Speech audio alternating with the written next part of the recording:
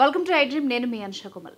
ఈ మధ్య కాలంలో లేడీస్లో బ్రెస్ట్ క్యాన్సర్ చాలా కామన్ అయిపోయింది. ఎందుకంటే ఇంతకుముందు సర్వైకల్ క్యాన్సర్ని దాటేసి ఇప్పుడు బ్రెస్ట్ క్యాన్సర్ కేసెస్ చాలా నమోదవుతున్నాయి.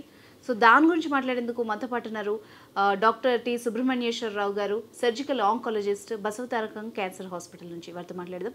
నమస్తే సార్. మెయిన్గా మనం చూస్తున్నట్టయితే ఈ మధ్య కాలంలో అర్బన్ ఏరియాస్లో కూడా బ్రెస్ట్ క్యాన్సర్ బాధితులు చాలామంది అవుతున్నారు. సెలబ్రిటీస్ నుంచి సామాన్యుల దాకా చాలామంది ఈ వ్యాధి బారిన పడుతున్నారు. అసలు మెయిన్ కాజ్ ఏంటి దీనికి, అండ్ దీని సిమ్టమ్స్ ఎలా ఉంటాయి? ఇందులో ఏంటంటే ప్రైమరీగా బ్రెస్ట్ క్యాన్సర్ 99/100 ఆడవాళ్ళలోనే వస్తుంది. అట్లాంటి మగవాళ్ళలో రాదని కాదు, 1% మగవాళ్ళలో కూడా వచ్చే అవకాశం ఉంటుంది. సో ఇందులో ఏంటంటే ఏజ్ పెరుగుతున్న కొద్దీ బ్రెస్ట్ క్యాన్సర్ ఇన్సిడెన్స్ పెరిగే అవకాశం ఉంటుంది. అంటే ఏజింగ్ పాపులేషన్, ఒకప్పుడు మనకి భారతదేశానికి స్వతంత్రం వచ్చినప్పుడు ఆడవాళ్ళ యావరేజ్ సర్వైవల్ 42 years అని ఉండేది. ఇప్పుడు 60 ఏళ్ళు దాటింది. సో 60 ఏళ్ళ ఉన్న ఆడవాళ్ళు ఒక 20-30% పాపులేషన్లో ఉంటే తప్పకుండా బ్రెస్ట్ క్యాన్సర్స్ పెరుగుతాయి. చాలామంది అపోహ ఏంటంటే క్యాన్సర్ పెరిగిపోతుంది అనుకుంటారు. అది నిజం కాదు. జరుగుతుంది ఏంటంటే పాపులేషన్ పెరుగుతుంది. ఒకప్పుడు 6 కోట్ల ఆంధ్రులు ఉండేవారు, ఇప్పుడు తెలంగాణలోనే 6 కోట్ల దాకా ఉన్నారు. సో పాపులేషన్ పెరిగినప్పుడు క్యాన్సర్ పేషెంట్ కూడా పెరుగుతారు. అదొకటి. రెండోది వయసు పెరుగుతున్న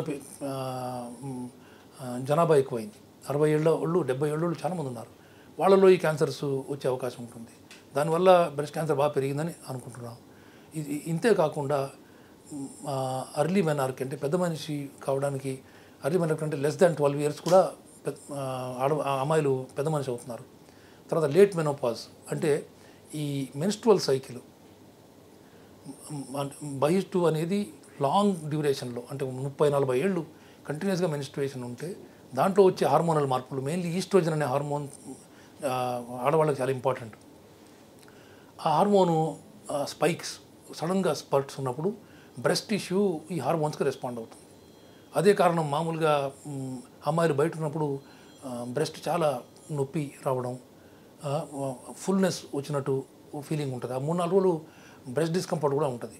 అది కారణం ఏంటంటే ఈ హార్మోనల్ స్పైక్లో ఈ బ్రెస్ట్ టిష్యూ కూడా రెస్పాండ్ అవుతుంది. దానికి ప్రతి హార్మోన్కి ఒక్కొక్క టిష్యూ రెస్పాండ్ అయినట్టే బ్రెస్ట్ టిష్యూ రెస్పాండ్ అవుద్ది.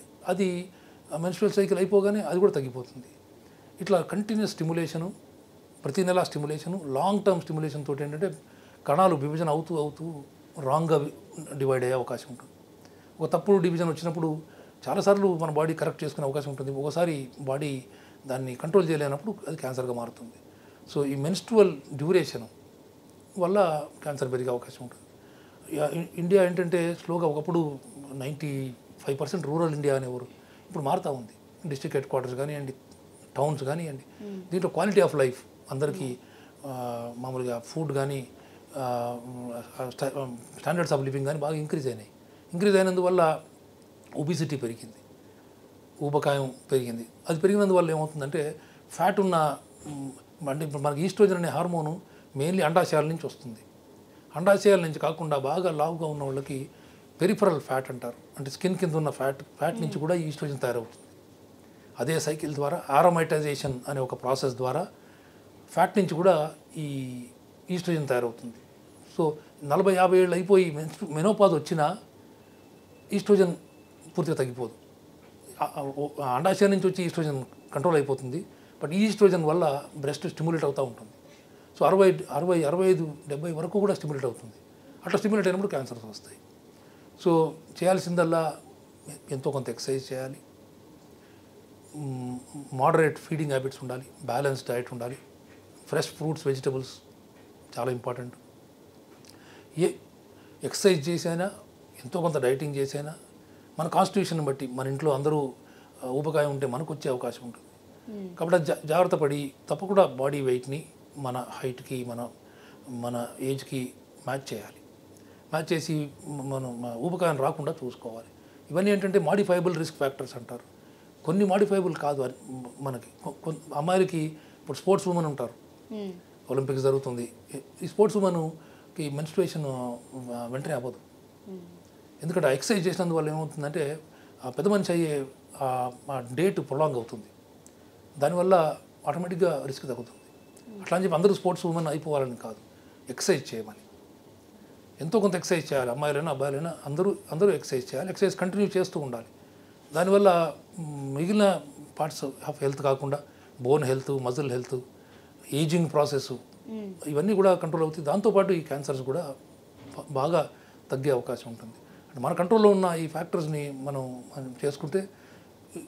ఇంకో కారణం ఉంది, కొంతవరకు బ్రెస్ట్ క్యాన్సర్ అంటే లెస్ దాన్ 10% ఫ్యామిలీస్లో రన్ అవుతుంది. అంటే ఎవరికో మీ అమ్మగారికి 70 ఏళ్ళ అమ్మకి క్యాన్సర్ వస్తే ఇది ఫ్యామిలీస్లో రన్ అయినట్టు కాదు. More than one relative 40 years 50 years అప్పుడు బ్రెస్ట్ క్యాన్సర్ వస్తే, ఓవేరియన్ క్యాన్సర్ వస్తే అప్పుడు డాక్టర్లని సంప్రదించి జాగ్రత్త పడాలి. ఏమవుతుందంటే ఈ ఫ్యామిలీస్లో రన్ అయ్యే క్యాన్సర్స్ యంగ్ ఏజ్లో వస్తాయి. ఎందుకంటే ఆ జీన్స్లోనే కొంచెం మార్పు ఉంది కాబట్టి, జీన్స్లోనే కొంచెం ఫాల్టీనెస్ ఉంది కాబట్టి అవి తొందరగా క్యాన్సర్స్ని ప్రొడ్యూస్ చేస్తాయి. మనకి ఎన్విరాన్మెంట్ నుంచి, ఒకటి జెనెటిక్, రెండోది పరిసరాల నుంచి వచ్చేది. పరిసరాల నుంచి వచ్చేదానికి టైం పడుతుంది, బికాస్ ఎంతో ఎక్స్పోజర్ అవసరం. కణం మారాలి, తర్వాత క్యాన్సర్ అవ్వాలి. ఇక్కడ కణం ఆల్రెడీ మారింది, జెనెటిక్ మారి ఉన్నది, దానికి ఫేవరబుల్ అట్మాస్ఫియర్ రాగానే క్యాన్సర్గా మారుతుంది. సో అది ఫెమిలియల్గా ఉండేదని చాలా తక్కువ. బట్ ఎవరైనా మేనత్తో, తండ్రి తరపు నుంచి అయితే మేనత్తలు అటువంటి వాళ్ళకి కానీ, సిబ్లింగ్స్ సిస్టర్స్ కానీ, అమ్మకి కానీ 40-50 years లోపల ఇద్దరికి, మరి ఒక్కళ్ళకుంటే అది ఇట్స్ అన్ యాక్సిడెంట్, సెల్స్ లెవెల్లో యాక్సిడెంట్ అనుకోవాలి. ఇద్దరు ముగ్గురు ఉంటే కనుక అదొక ఇన్సిడెంట్ లాగా మనం గుర్తించి జాగ్రత్త పడి BRCA 1 and 2 అని టెస్ట్ సింపులే. ఈరోజు కొంచెం ఎక్స్పెన్సివ్, 20,000 ఎంత అవుతుంది, కానీ లైఫ్లో ఒకటేసారి చేసేది అది. ఆ టెస్ట్ చేయించుకోవాలి. ఊరికి భయపడడం కాదు. టెస్ట్ నెగిటివ్ ఉంటే మిగిలిన అందరిలాగే మిగిలిన ఆడవాళ్ళకి ఎంత, మన ఏజ్ మ్యాచ్ ఆడవాళ్ళకి ఎంత రిస్క్ ఉంటుందో అంతే రిస్క్ ఉంటుంది. సో టెస్ట్ చేయించుకున్న వాళ్ళు కూడా వెంటనే అదేదో బ్రెస్ట్కి ఏదో ఆపరేషన్ చేసుకున్నట్టు కాదు, కంటిన్యూస్ స్క్రీనింగ్లో ఉండాలి. అంటే మామూలుగా ఆడవాళ్ళు 40 years దాటిన తర్వాత సంవత్సరానికి ఒకసారి మ్యామోగ్రఫీ చేస్తారు. ఈ ఫ్యామిలీస్లో ఉన్న వాళ్ళు ఏంటంటే సంవత్సరానికి ఒకసారి మ్యామోగ్రఫీ, 6 నెలలకు ఒకసారి MRI. అంటే ఇప్పుడు జనవరి నెలలో MRI చేస్తే జూన్ జూలై నెలల్లో మ్యామోగ్రఫీ చేసి మళ్ళీ డిసెంబర్లో మళ్ళీ MRI చేయాలి. అట్లా సంవత్సరానికి 2 సార్లు, ఒకసారి మ్యామోగ్రఫీ, ఒకసారి MRI చేస్తే చిన్నగా ఉన్నప్పుడు డిటెక్ట్ చేస్తే ఈ క్యాన్సర్లు ఏమి మనలేం మన ప్రాణం తీసే కెపాసిటీ వాటికి ఉండదు. ప్రాబ్లం వల్ల అర్లీగా డయాగ్నోజ్ అవ్వవు, అంత సింపుల్ కాదు. సో మనం అలర్ట్గా ఉండాలి, అది ఇంపార్టెంట్. అవేర్గా ఉండాలి. అంటే నాకు రాదని అనుకోవద్దు, నాకు కూడా రావచ్చు అనుకోవాలి. అనుకున్నప్పుడు అర్లీగా డయాగ్నోజ్ అవుతుంది. అర్లీగా డయాగ్నోజ్ అయితే కంప్లీట్ ట్రీట్మెంట్ ఉంటుంది. ఇప్పుడు మనం బీపీకి, షుగర్కి నిజంగా అయితే అర్లీ డయాగ్నోజ్ చేసినా ట్రీట్మెంట్ లేదు, బట్ దీనికి ఉంది. సో వాటికి ఎంత భయపడతలేదో మనం మందులు వాడుకుంటూ దీనికి కూడా అంత భయపడద్దు, జాగ్రత్తగా ఉండాలి. Right, thank you very much doctor.